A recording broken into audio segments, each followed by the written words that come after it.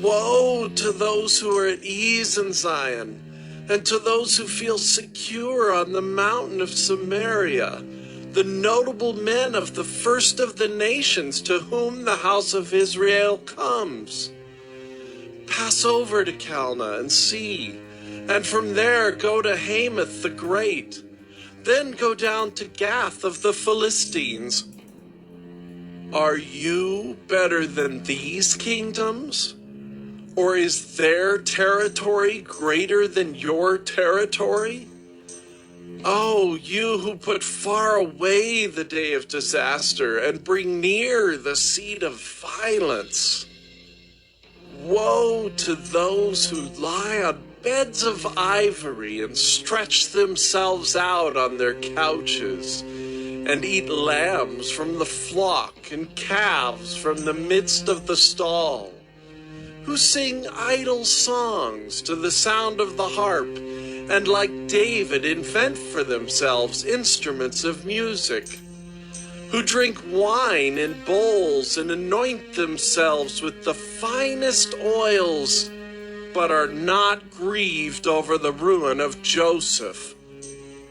Therefore they shall now be the first of those who go into exile, and the revelry of those who stretch themselves out shall pass away.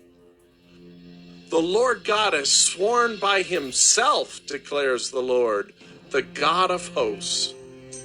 I abhor the pride of Jacob and hate his strongholds, and I will deliver up the city and all that is in it.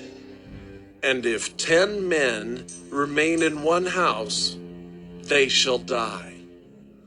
And when one's relative, the one who anoints him for burial, shall take him up to bring the bones out of the house, and shall say to him who is in the innermost parts of the house, Is there still anyone with you?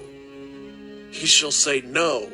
And he shall say, Silence, we must not mention the name of the Lord.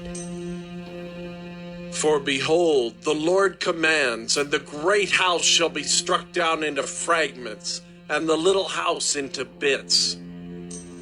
Do horses run on rocks?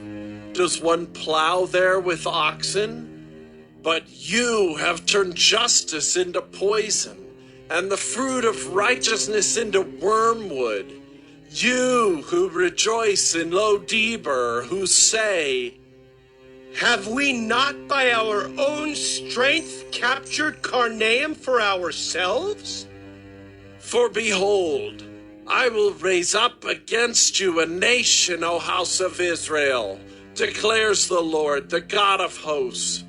And they shall oppress you from Lebo-Hamath to the brook of the Arabah.